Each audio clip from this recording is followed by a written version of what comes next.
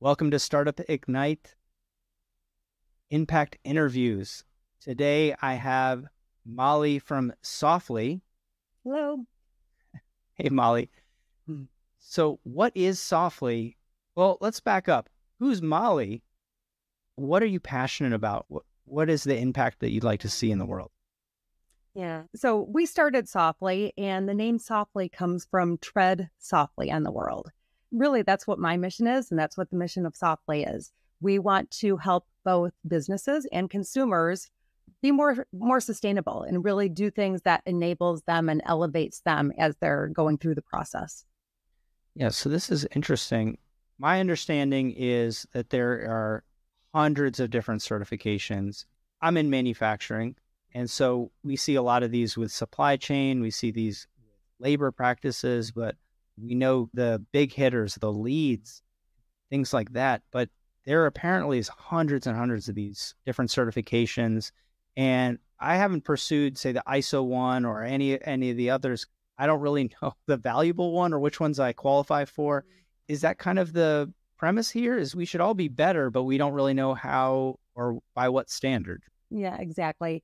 Greenwashing is a problem. Consumers are concerned about companies that don't validate or have a third party validation of their sustainability claims.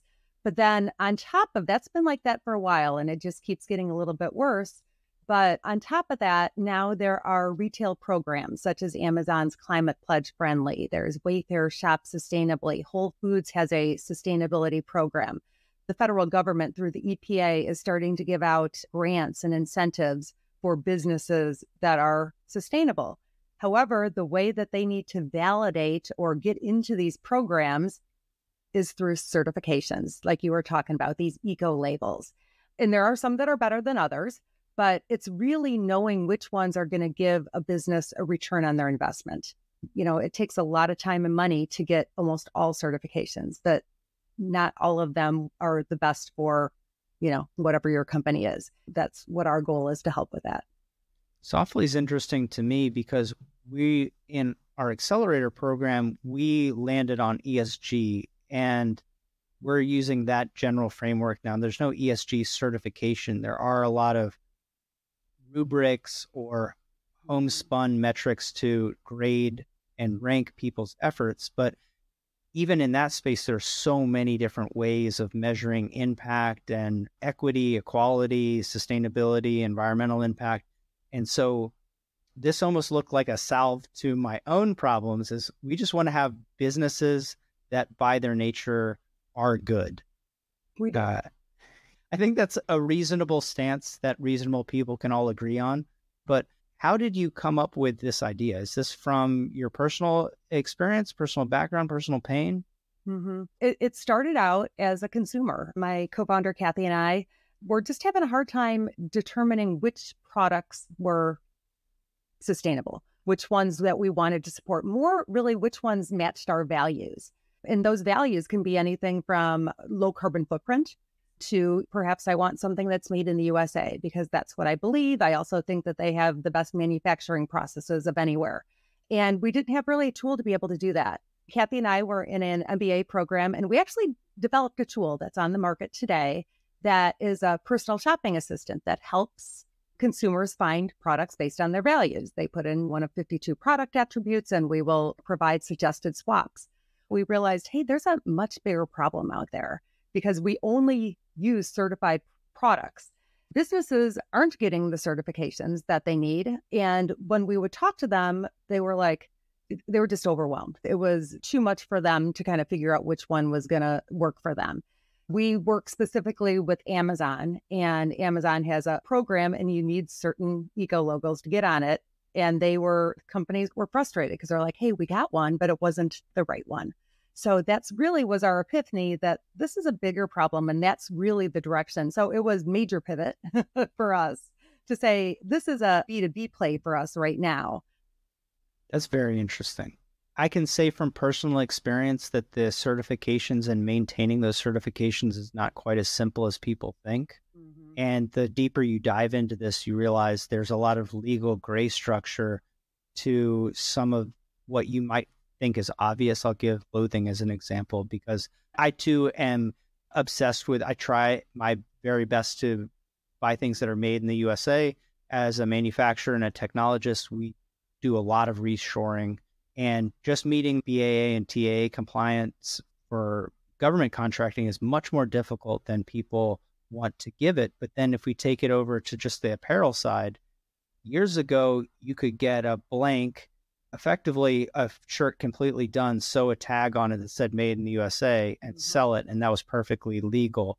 And that was changed. Thankfully, that is not legal anymore. You actually have to decorate it, silk screen it, embroider it, or do something. The blank could be from overseas, and then it would qualify as meeting these requirements. It's very difficult for a small business to track and understand a lot of these, but also to understand what they could qualify for and who cares. And these are all separate problems too. So All not necessarily problems that we're solving, but it all intertwines together.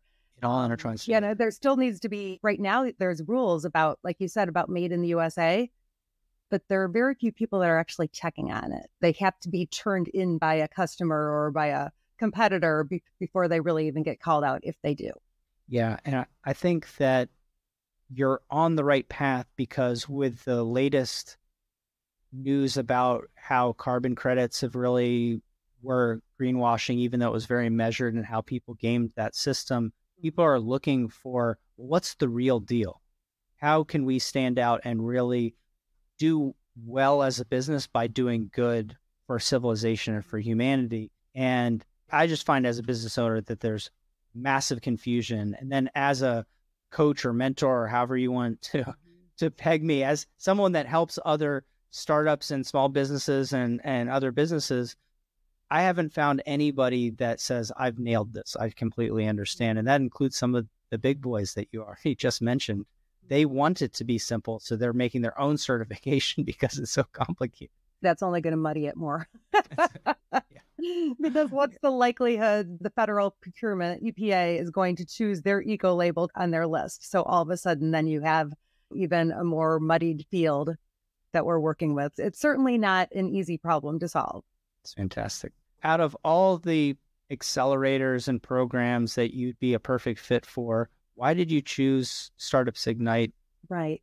You know, you just actually came at the perfect time, I have to say, because we knew we were ready for this pivot. We weren't sure what our customer is. Our customer the small business? Is it the consulting firm? You know, ultimately, it's the businesses that are going to benefit, or the consumers, really. So first of all, it's the right time. Plus, it was a program that looked succinct in looking at all the coursework. And I have to say, in going through it, it's only our second week, but it's top notch. There's books out there that I've read, many over the last couple of years. And this kind of puts it all in a nutshell. And we appreciate that. I appreciate that. Everyone is busy. And here's just a lesson learned from me for doing this for a long time. The best people are busy. And so you don't need more homework. You need more action to move forward. Everything has to be succinct, because I want to work with successful people, and nobody's got time for a really long program. Exactly. So 6-week program is perfect.